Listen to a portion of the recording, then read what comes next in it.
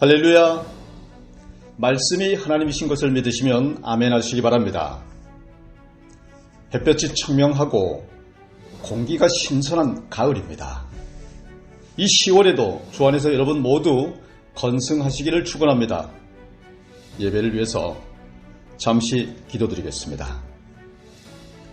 거룩하신 하나님 아버지, 오늘 예배를 기쁘게 받아주시고 우리 모두의 마음 안에 성령님 오시어서 문제는 해결해 주시고 소원은 성취시켜 주시며 병과 고민과 근심은 치유하여 주시옵소서. 특별히 오늘 말씀을 통하여 은혜 충만 풍요로운 내일이 되도록 축복하여 주시기를 우리를 죄에서 건지신 예수님 이름으로 기도드립니다. 아멘.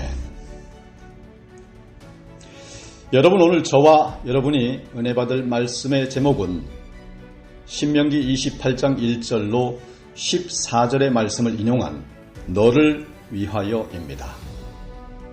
신명기의 신자에는 거듭이란 뜻이 있습니다. 즉 하나님의 계명을 거듭해서 반복하여 알려준다라고 하는 뜻입니다. 당시 이스라엘 백성은 40년 광야의 생활을 마치고 가나안 땅에 들어가기 전이었습니다. 그때 모세는 백성들에게 하나님의 율법을 다시 한번 상기시켜야 했습니다. 왜냐하면 시내산에서 하나님과 언약을 맺은 애굽에서 나온 사람들 제1세대들은 하나님의 말씀을 거역했고 하나님 마음에 합한 삶을 살지 못했기 때문에 광야에서 다 죽었습니다.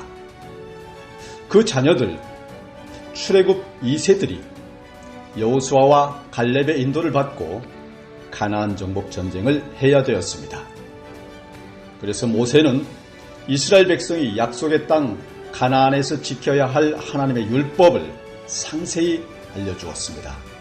바로 그 내용이 신명기입니다. 신명기 1장부터 28장까지는 하나님이 주신 율법을 다시 설명하는 내용인데 28장은 그 결론에 해당합니다. 오늘 본문 신명기 28장은 복과 저주라는 주제로 나눌 수 있습니다. 본문 2절에 내가 내 하나님 여호와의 말씀을 청종하면 이 모든 복이 내게 임하며 내게 이르리니 라고 했습니다. 반면 15절에는 내가 만일 내 하나님 여호와의 말씀을 순종하지 아니하여 내가 오늘 내게 명령하는 그의 모든 명령과 규례를 지켜 행하지 아니하면 이 모든 저주가 내게 임하며 내게 이를 것이니 라고 했습니다. 신명기 28장의 핵심은 순종하면 복을 받고 순종하지 않으면 저주를 받는다라고 하는 것입니다. 명료해요. 우리는 복의 주인공이어야 합니다. 그러기 위해서 하나님의 말씀을 잘 청종해야 합니다. 들을 청자, 따를 종이죠. 말씀을 잘 듣고 잘 따라야 복을 받는다고 하는 말입니다. 본문 1절입니다. 내가 내 하나님 여호와의 말씀을 삼가 듣고 내가 오늘 내게 명령하는 그의 모든 명령을 지켜 행하면 내 하나님 여호와께서 너를 세계 모든 민족 위에 뛰어나게 하실 것이라. 여러분, 코로나로 모두가 어려웠습니다.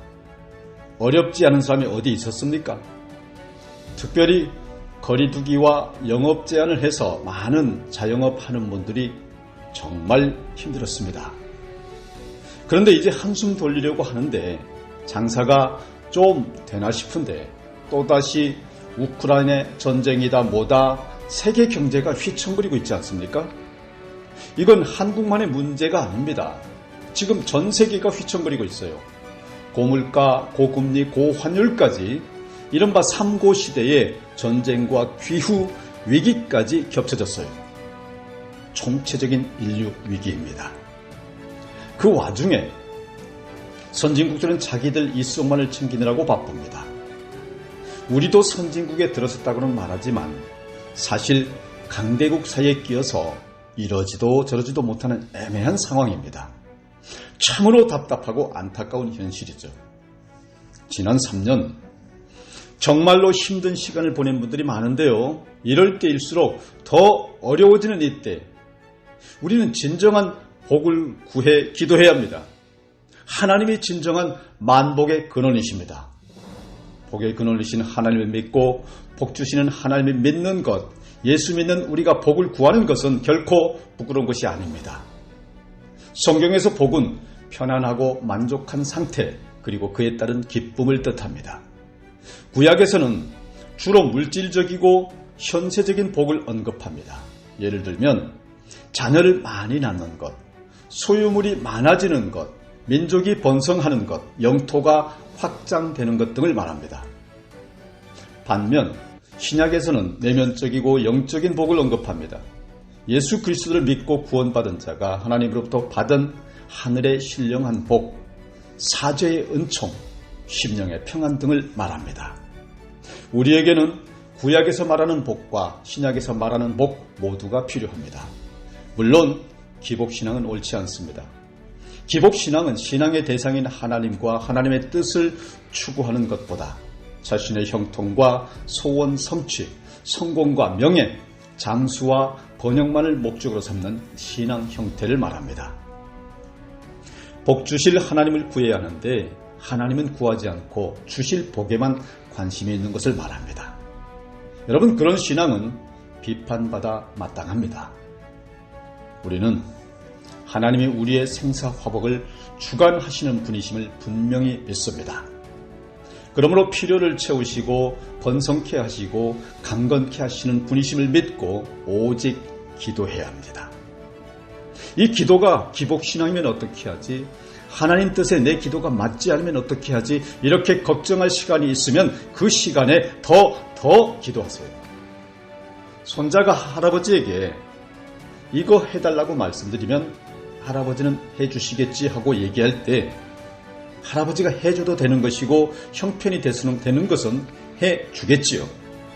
그런데 아이가 면도칼을 사달라고 한다면 할아버지는 당연히 안 사주죠. 아이의 입장에서는 응답이 안 된 것이고 할아버지 입장에서는 안 사주는 것이 응답인 것입니다. 위험한 것을 사달라는 손자에게 다른 것을 사줄 수도 있는 것이 또한 응답입니다. 내가 기도했을 때 하나님이 내가 기도한 것을 응답해 주실 수도 있지만 응답해 주시지 않을 수도 있습니다. 하나님께 내가 이걸 달라고 했지만 하나님이 다른 것으로 축복하실 수도 있습니다. 우리는 그저 기도하면 되는 것입니다. 이것저것 흥정하듯이 따지지 마세요. 판단은 하나님이 하십니다. 복 주시기를 구하는 것, 주저할 필요 없습니다. 내가 복 받아서 내가 받은 복을 다른 사람에게 흘려보내면 됩니다. 그런데 내가 감추어 놓고 쌓아두려고만 하는 것이 문제입니다. 복을 받아 누리고 나누는 것, 그것이 곧 진정한 올바른 신앙의 자세인 것입니다. 그렇다면 하나님은 어떤 복을 주시겠다고 약속하셨을까요?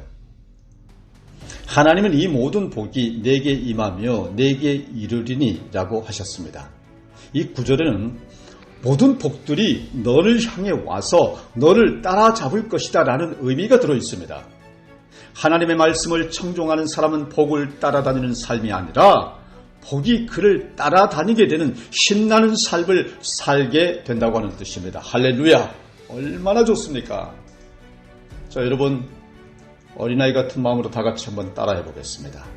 내가 복을 따라다니는 삶이 아니라 복이 나를 따라다니는 삶이 되게 하소서. 네, 이렇게 기도해야 합니다. 본문 3절부터는 따라다닐 복의 종류가 열거되어 있습니다. 먼저 3절입니다. 성읍에서도 복을 받고 들에서도 복을 받을 것이며 이는 어디로 가든지 복을 받는다고 하는 뜻입니다. 4절입니다. 내 몸의 자녀와 내 토지의 소산과 내 짐승의 새끼와 소와 양의 새끼가 복을 받을 것이며 이는 율법을 지키는 사람의 영역에 존재하는 모든 생물의 후손들, 즉 장차 나오게 될 모든 후손들도 다 이 복을 받게 된다고 하는 말씀인 것입니다. 5절입니다. 내 광주리와 떡반죽 그릇이 복을 받을 것이며 6절입니다. 내가 들어와도 복을 받고 나가도 복을 받을 것이니라. 여러분 듣기만 해도 막 신이 나지 않습니까? 7절부터는 율법을 지키는 자가 받게 될 진귀한 복이 나옵니다. 7절은요. 전쟁 승리의 복입니다. 여호와께서 너를 대적하기 위해 일어난 적군들을 내 앞에서 패하게 하시리라. 그들이 한 길로 너를 치러 들어왔으나 내 앞에서 7길로 도망하리라. 할렐루야. 여러분 성경에서 7은 완전수를 의미합니다. 이는 온전함, 풍성함을 뜻합니다. 7길로 도망간다는 것은 대적이 완전히 패한다는 뜻이고 율법을 지키는 백성에게는 완전한 승리를 거두게 해주신다는 가슴이 웅장해지는 뜻인 것입니다. 믿으시면 아멘 하시기 바랍니다. 이어서 8절은 산업의 복을 말합니다.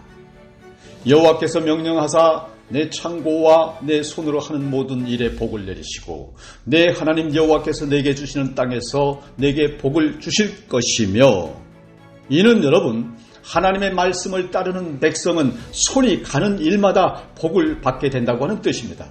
야, 손 되는 대로 받는 복. 9절입니다. 여호와께서 내게 명령하신 대로 너를 세워 자기의 성민이 되게 하리니 이는 내가 내 하나님 여호와의 명령을 지켜 그 길로 행할 것임이니라. 이는 하나님의 율법을 지키는 자는 세상으로부터 구별되어 하나님께 속하게 된다고 하는 의미인 것입니다. 10절 땅의 모든 백성이 여호와의 이름이 너를 위하여 불리는 것을 보고 너를 두려워하리라. 율법을 지키는 자는 이렇게 세상이 두려워하는 존재가 된다고 하는 뜻인 것입니다. 11절과 12절입니다. 여호와께서 내게 주리라고 내 조상들에게 맹세하신 땅에서 내게 복을 주사 내 몸의 소생과 가축의 새끼와 토지의 소산을 많게 하시며 여호와께서 너를 위하여 하늘의 아름다운 보고를 여시사 내 땅에 때를 따라 비를 내리시고 내 손으로 하는 모든 일에 복을 주시리니 내가 많은 민족에게 꾸어줄지라도 너는 꾸지 아니할 것이요. 할렐루야. 풍성함의 극치의 복이지 않습니까? 그리고 13절 앞부분 여호와께서 너를 머리가 되고 꼬리가 되지 않게 하시며 위에만 있고 아래에 있지 않게 하시리니 여러분 이 모든 복들이 다 너를 위하여 있다고 하는 것입니다. 무엇을 더 바랍니까? 이렇게 하나님은 구체적인 복을 약속하셨습니다.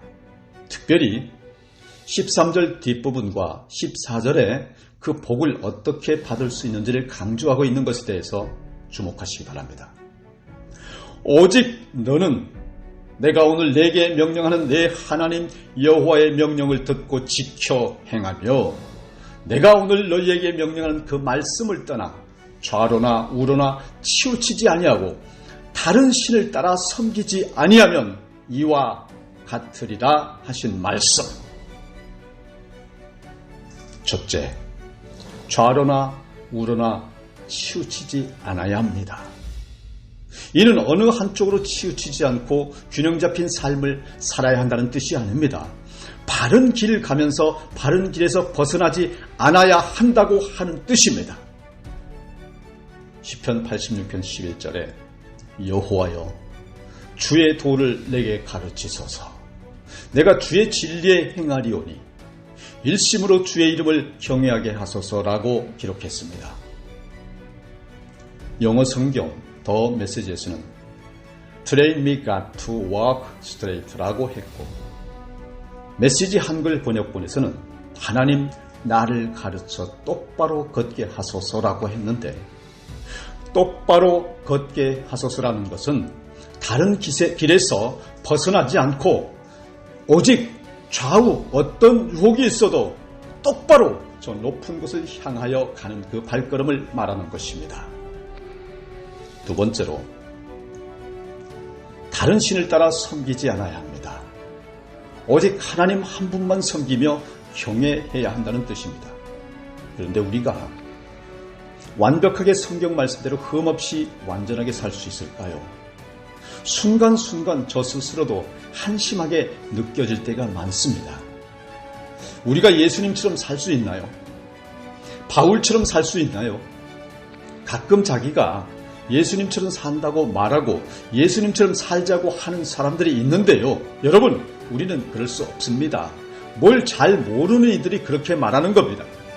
우리는 예수님처럼 바울처럼 그렇게 살 수는 없을까 노래는 있지만 우리는 그렇게 살지 못합니다. 우리가 어떻게 예수님처럼 삽니까? 우리가 어떻게 3년 조금 넘게 일하고 죽으신 예수님처럼 살 수 있습니까? 우리가 어떻게 가족 버리고 집 없이 직업 없이 여기저기 전전하며 떠돌며 살 수 있습니까? 우리 한 몸 건사하기도 어려운 세상인데 우리가 어떻게 12명의 제자를 데리고 먹여 살리고 다니며 같이 살 수 있을까요? 예수님이 아마 요즘 12명을 제자로 택하셨다고 한다면 정말 힘드셨을 겁니다. 최저임금 줘야지, 근로시간 지켜줘야지, 노조 생기지 않게 신경 쓰셔야지. 예수님도 아마 요즘이면 정말 쉽지 않으셨을 겁니다. 어떤 사람은 무소유, 무통장, 무카드로 살아야 한다고 말합니다. 나는 초대교회나 중세시대의 수도사처럼 삽니다. 나처럼 삽시다 라고 말하는 사람들이 간혹 있습니다. 저도 그렇게 비슷하게 해보려고 했던 적이 없지 않습니다. 그런데 걸리는 게 한두 가지가 아닙니다. 미국 선교여행 때 공항에서 한국으로 오려고 기다리다가요.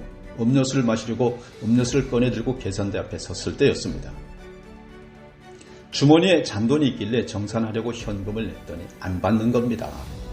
신용카드로 계산하라는 겁니다. 신용카드 없이는 사람은 물건도 살 수가 없다는 겁니다. 그래서 교회 신용카드를 꺼내서 계산했던 적이 있습니다. 여러분, 요즘 한국에도 현금을 받지 않는 곳이 점점 늘고 있죠. 신용카드로만 계산할 수 있는데요. 신용카드는 아무에게나 발급해주지 않습니다. 은행에 통장 개설을 해야 하고 잔액이 있어야 합니다. 어느 한 시대에 살았던 특정인의 삶을 요즘을 사는 우리에게 들이대서 비교하고 우리는 잘못되었고 우리는 경건하지 못하다며 예전에 그분은 훌륭했다는 식으로 말하는 것이 다 옳은 것은 아닙니다. 그런데 요즘 많은 사람들이, 많은 목회자들이, 많은 신앙인들이 자기가 하나님인 것처럼 말하고 하나님인 것처럼 행동하고 평가합니다. 우리는 그렇게 말하면 안 됩니다. 우리는 그렇게 행동하면 안 됩니다. 우리가 아무리 깔끔 떨어도 몸에 때가 낍니다. 정말 깨끗한 사람은 자주 씻는 사람입니다. 우리가 아무리 털어내고 빨아도 옷에 때가 묻습니다. 깨끗하게 옷 입으려면 자주 세탁하는 수밖에 없습니다. 신앙생활도 마찬가지입니다. 매 순간순간 매일매일 죄 많은 세상에 사는 우리들은 회개해야 합니다. 잘못했다고 용서해달라고 순간순간 회개하며 살고 하나님께서 우리를 용서해 주셨다고 하는 확신 때문에 살 수가 있는 것입니다. 제가 요즘 자주 부르기도 하고 듣기도 하는 찬양이 하나 있습니다. 가사가 이렇습니다. 주여, 우린 연약합니다. 우린 오늘을 힘겨워합니다. 주 뜻 이루며 살기엔 부족합니다. 우린 연약합니다. 주여, 우린 넘어집니다. 오늘 하루 또 실수합니다. 주의 긍휼을 구하는 죄인입니다. 주여, 우린 연약합니다. 여러분도 이 찬양 자주 들으시고 또 자주 부르시기를 권면합니다. 하나님의 포근히 감싸 안아주는 것을 느끼실 수가 있을 것입니다. 이렇게 나약한 우리를 인정하고 찬양하는 것이 은혜입니다. 연약한 우리는 넘어지고 죄와 타협하고 이 세상 살아가면서 하나님의 뜻대로 살기가 어렵습니다. 그렇게 우리를 인정하고 부끄러움을 고백하는 것이 은혜요 찬양인 것입니다. 똑바로 걸어보려고 노력하지만 잘 안 되는 우리가 눈물을 흘리고 회개를 할 때에 하나님이 긍휼히 여기실 것입니다. 말씀을 정리하겠습니다. 오직 우직하게 하나님의 말씀을 청종하고 하나님의 말씀을 듣고 따르려고 애쓰는 삶을 사는 사람을 하나님은 절대로 버리시지 않습니다. 요즘 정말로 힘들고 어려운 세상살이지만 그래도 하나님 마음에 들기 위해 애쓰는 복된 길을 가고 말씀을 청종하는 삶을 사는, 그래서 똑바로 살아가려고 애쓰는 복된 삶의 주인공이 되어서 하나님이 너를 위하여 준비하셨다고 약속하신 예정된 복들을 모두 하나도 빠짐없이 다 받아 누리고 나누는 여러분 되시기를 나사렛 예수 그리스도의 이름으로 간절히 축원합니다. 다 같이 기도하시겠습니다.